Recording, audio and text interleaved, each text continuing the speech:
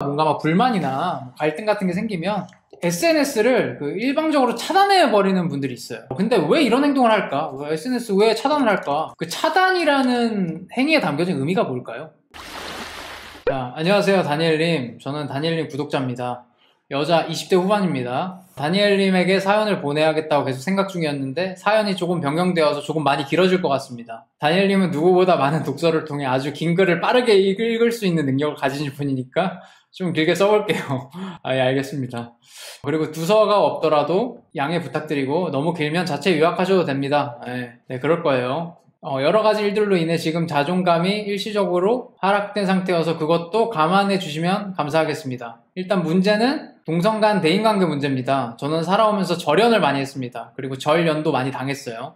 사회성이 좋지 않은 편 같습니다. 저는 초등학교 친구 한 명 있고 중학교 친구들은 좀 있어요. 고등학교 친구는 연락하고 지내는 사람이 아예 없습니다. 대학 동기는 그냥저냥 몇 명 정도? 진짜 예전에는 마음에 안 들면 그냥 차단 박아버리고 말을 안 섞었거든요. 오케이. 저 이런 분들 상담을 이렇게 해봤습니다. 이제 갈등 상황이 있을 때 이제 SNS를 일방적으로 차단하시는 분들. 자, 오케이. 근데 제가 어느 순간 인생이 힘들 때 인간관계와 주변 사람들에 대한 소중함을 알게 돼서 최대한 절연을 안 하려고 노력 중이었습니다. 근데 제가 결혼을 하게 되면서 어떤 친구랑 만나기로 했는데 1월 만남을 마지막으로 서로 바쁘다는 이유로 당분간 뭐 있다, 저거 있다 하면서 미루다가 확답도 안 오고 해서 답답했습니다. 이 친구랑은 뭐 같이 하는 게 있어서 3년 동안 매일 카톡을 하고 있는 상황이었고 저는 이 친구를 그렇게까지 좋아하진 않았어요. 자, 이런 분들이 공통점이 있어요. 카톡을 막 친구랑도 진짜 맨날 하는 경우가 많아. 이 친구를 뭐 엄청 좋아하진 않습니다. 그냥 저를 되게 좋아해주니까 억지로 만나주는 느낌으로 대했던 것 같아요. 자, 여기도 키워드가 하나 있고 억지로 만나준다.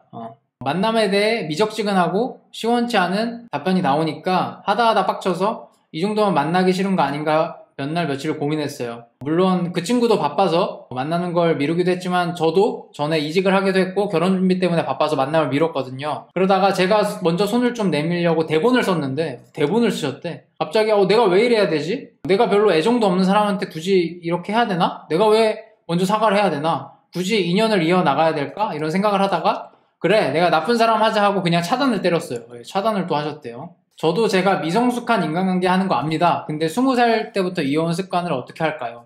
오케이, 미성숙한 거를 아신대요. 그럼 됐습니다. 저도 많은 상의를 사람들과 하고 싶었지만 제 인생에는 남자친구 말고는 크게 고민 상담을 할 만한 사람이 없어요. 근데 요즘에 남자친구가 제 일에 별로 관심이 없다 보니까 이런 고민을 이야기해도 크게 어떻게 해라 라는 말이 없더라고요. 그리고 얘기해줘봤자 네 맘대로 할 거 아니냐고. 근데 맞는 말이긴 합니다. 그래서 저 혼자 생각하시다가 다 귀찮다며 인연을 끊는 선택을 했어요. 근데 이 친구가 차단을 당한 사실을 알고 화가 난 것 같습니다. 그리고 뭐 이 친구와 여러 가지 갈등 에피소드가 있는데 저는 다 읽었지만 여러분들과 다 읽을 필요는 없을 것 같고요. 그래서 저한테 질문하고 싶으신 게 이거래요. 다니엘님, 제가 잘못한 게 있다면 꾸짖어 주세요. 아니요, 달래주시길 바랍니다. 네, 굉장히 모순적입니다. 꾸짖어 주길 바라면서 또 달래주길 바라는 욕심이 많으신데 제가 둘 다 해드리겠습니다. 저 이런 거 잘해요. 제가 먼저 채찍을 드리고 그 다음에 당근을 드리도록 하죠. 너무 긴 글 읽어주셔서 감사합니다. 책 한 권을 썼네요. 복 받으세요. 뭐 복은 무슨. 마지막에 감사 인사까지. 자, 일단은 자기가 미성숙한 관계를 하시는 거 아시니까 그리고 걱정 마세요. 저도 미성숙한 부분이 있습니다. 다 그래요. 괜찮아. 우리 다 괜찮아. 일단 자신의 심리를 알아야겠죠. 내가 왜 이러는가. 내가 왜 이러는가를 일단 알아야 돼. 특히 이게 어렸을 때부터 인간관계를 하다가 뭔가 막 불만이나 갈등 같은 게 생기면 SNS를 일방적으로 차단해버리는 분들이 있어요. 옛날에 상담을 많이 할 때도 이런 분들이 있더라고. 근데 왜 이런 행동을 할까? SNS 왜 차단을 할까? 이게 뭐라고? 그 차단이라는 행위에 담겨진 의미가 뭘까요? 어떤 의미가 담겨있길래 이런 행동을 할까? 일단은 이런 분들은 통제욕이 굉장히 강합니다. 내가 이 관계를 통제하고 있는 사람이야 라는 이제 미성숙한 생각을 갖고 있을 확률이 굉장히 높다. 위에서 보시면 이 친구한테도 속마음이 어때? 내가 만나주는 건데 라고 생각을 하시잖아요. 나는 이렇게 좋아하지 않는데 나한테 잘해주니까 내가 만나주는 건데. 이게 무심결인지 아닌지 모르겠지만 이런 표현을 쓰셨죠. 그러니까 이제 맺고 끊음의 권한이 나한테 있다는 거예요. 그래서 이 차단 행위를 통해서 내 통제욕, 지배욕을 표출하고 있는 거지. 내가 딱 차단해버림으로써. 하지만 이게 나쁜 이유는 수동적인 표현이잖아. 수동적인 표현. 실제로 공격성을 드러내서 통제하거나 지배하지 못하고 SNS 버튼 하나에 의탁을 해서 지배욕을 표출하고 있는 겁니다. 그리고 두 번째, 이런 분들 특징이 매우 자기중심적입니다. 마음에 안 들면 이제까지 차단해버리고 말았는데 이 대목에서 알 수가 있죠. 이 관계에서 내가 칼자루를 쥐고 있는 거고 마음에 안 들면 내가 차단하는 거야 라는 생각을 갖고 있습니다. 굉장히 자기중심적이죠. 어떤 부분에서 마음에 안 들면 나는 차단하는 사람이야. 세 번째는 뭐냐? 이 갈등에 대해서 직접적으로 대면할 수 있는 능력이 없는 거죠. 아마 회피 성향이 있다. 뭔가 인간관계에서 어떤 갈등이 있을 때 그거를 제대로 감내할 능력도 거기에 대한 자신감도 전혀 없는 겁니다. 멘탈이 굉장히 약하죠. 굉장히 약한 겁니다. 멘탈이 강해 보이지만 누구보다 멘탈이 약한 사람이에요.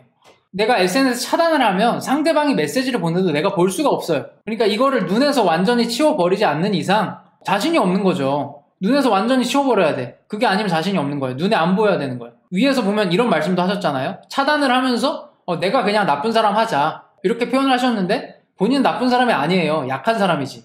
약한 사람이에요. 그래서 SNS 차단 행위 자체가 굉장히 미성숙한 습관입니다. 알고 계시지만 진짜 미성숙한 습관이에요. 현재 SNS가 있다는 거에 감사를 해야 될지도 몰라요. 이게 없었다면 이런 통제욕과 나약함을 어딘가에 풀었겠죠? 뭐 아닌가? SNS가 없었으면 좀 더 강해졌으려나? 첫 번째는 지배욕이고 두 번째는 지나친 자기중심성, 세 번째 갈등에 대해 직접적으로 대면할 수 있는 능력의 부재. 이렇게 세 가지를 했는데 제가 하나 더 생각이 났어. 그날 자다가 이거 이야기 안 했다 하면서 벌떡 일어났거든요. 네 번째가 있어. 내 관계가 마음대로 안 되면 SNS를 습관적으로 차단하는 분들이 있어요. 이런 분들은 일반적인 지인의 관계, 친구도 아니고 아예 남도 아니고 이런 어중간한 관계가 있잖아요. 그냥 지인이지 지인. 이런 관계를 견디지 못하는 것 같더라고요. 미숙한 거지. 그 로빈 덤바의 연구에 따르면 인간이 유지할 수 있는 유효 네트워크 규모 150명입니다. 근데 이 중에서도 친밀하게 유지할 수 있는 건 15명 내외야. 이거를 이제 공감 집단이라고 하지. 그럼 나머지 135명은 뭐야? 그렇게 긴밀하지 않은 거죠. 그냥 지인. 최대로 유지할 수 있는 관계 규모의 90%는 그냥 어쩌다가 연락 한번 하고 그런 사이인 거예요. 근데 이분 같은 경우에는 완전 내 사람이 못 될 것 같아. 내 마음에 안 들어. 그러면 이거를 그냥 두지 못하고 지인으로 두지 못하고 공감 집단이 되지 못한다면 그냥 차단을 해버리는 거야. 내 네트워크에서 아예 배제해버리는 거지. 그럼 네이마르는 뭔가 3억명인데 옐로카드예요. 옐로카드. 팔로워랑 인간관계랑 같습니까? 이태호 씨 옐로카드예요. 건강한 사람이라면 나랑 엄청 친하지 않거나 뭐 엄청 친해지긴 힘들겠다 이런 사람들도 그냥 주변에 두고 가끔 만나기도 하고 그렇겠죠. 그게 당연한 거예요. 마음에 안 드는 부분이 있다고 차단해버리진 않아. 그냥 자연스럽게 두지. 뭐 연락 오면 가끔 안부 묻고. 근데 이런 분들은 이제 그런 걸 잘 못하는 거죠. 이거를 조금 부연 설명하고 싶었습니다. 그래서 합쳐야겠어. 이분은 확실히는 모르겠지만 이런 분들 공통적인 특징이 하나 더 있어요. 굉장히 피상적인 관계만 가득합니다. 이런 관계들이 계속 맺고 끊으면서 이루어지지. 좀 친하게 지내보려 했다가 금방 또 절교하거나 절교당하고 이런 사람들이 굉장히 많아요. 당연하지. 내가 의지할 수 있는 제대로 된 관계가 없으니까 계속 악순환이에요. 제대로 된 관계를 한 번도 해본 적이 없고 장기적으로 유지해본 적도 없고 그러다 보니까 또 의지해야 되는 사람이 필요하고 그러니까 또 시작하고 또 끊고. 아마 이분도 그럴 거야. 본인 입으로 말씀하셨어요. 고민을 제대로 토로할 사람이 남자친구밖에 없다. 진짜 좀 건전하고 깊은 우정관계를 경험해본 적이 거의 없는 거죠.